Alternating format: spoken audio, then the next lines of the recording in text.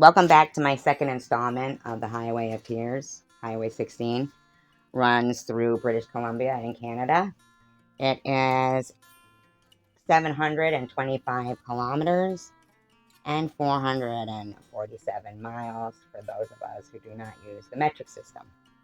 It runs from Prince Rupert to Prince George, and along the way there are many logging roads that turn off the highway, giving the ability for many crimes of opportunity. If there's somebody hitchhiking, a lot of the indigenous people there do have to use hitchhiking for their form of transportation. That's why they post billboards like this along the way. I don't know about you guys, but killer on the loose, that certainly would get me pretty scared. The number of victims along the highways all over the place. There's Highway 5, I-80, Highway 20, Highway 97. I mean, the amount of missing people and unsolved murders is just phenomenal. It really is. So I hope you enjoy my investigation into this, and I'm going to try to piece together a particular killer to see if he possibly played a role. This here we have is Gloria Moody. She was officially named the first victim of Highway 16. In 1969, she was 26 years old. Although her murder did actually occur on Highway 97, it does connect with Highway 16. And the mother of two toddlers, a boy and a girl, Vanessa and David, I believe, age 3 and 4. Her family, she came from a family of 8. She came from the Bella Coola Indian Reservation. Very popular girl, very family-oriented. They had gone on a trip on October 25th. I believe on October 23rd, they had checked into the Ranch Hotel near Williams Lake so that they could do some Christmas shopping, because they didn't have those things, around where they were. So on their way, they stopped at a bar restaurant near Anaheim Lake, and a man was staring at her, so much so that she felt a little uneasy, and I guess her brother or her father, one of the male people there, had asked him, "What's the problem? Why are you ogling her?" I wonder if somebody would become so obsessed that they would have followed her to Williams Lake. He replied, "Because she is so beautiful," which I can agree, she's a very pretty woman, but apparently it disturbed them enough for it to be mentioned in the accounts of this particular story. So after that, they traveled on to Lake Williams, where they checked into the Ranch Hotel. That would be the last place that she was seen. During that weekend, it was a huge livestock sale in town, so every hotel and every bar was packed. Now, the thing is that livestock sale really has me interested in some other serial killer in Canada that was born in 1949. So since his whole life was raised around livestock, it wouldn't be so out of the ordinary that perhaps he was at that livestock sale. I'm just speculating. I'm really just speculating. I do not know.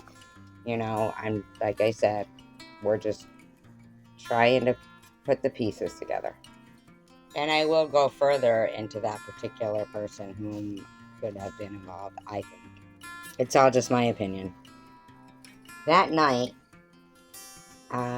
after they had checked into the hotel, her and her brother, they had decided to go out for a few drinks. So their night ended a little after 10 p.m., I believe. The Ranch Hotel also had a bar in it. And then the brother decided he was tired and wanted to go up to his room. She was right behind him, according to what he says. And he turned around and she was gone. She was gone. And then on October 26th, her body was found by Williams Lake by two hunters on a cattle trail. Nude in a bush, beaten, RAPE'd, and bled to death. A former Canadian Mountie, Mel McIntosh, who was on Gloria's case in the late 80s, says the investigation was a disaster. So let's recap this. So this woman and her family go Christmas shopping to Lake Williams. They check into the Ranch Hotel October 23rd, 1969.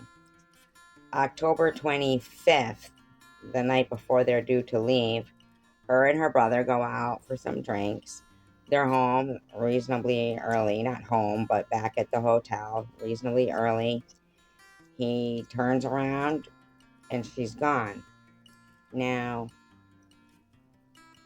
that's kind of strange to me. I mean, somebody would have had to just have grabbed her in order for her to have just disappeared.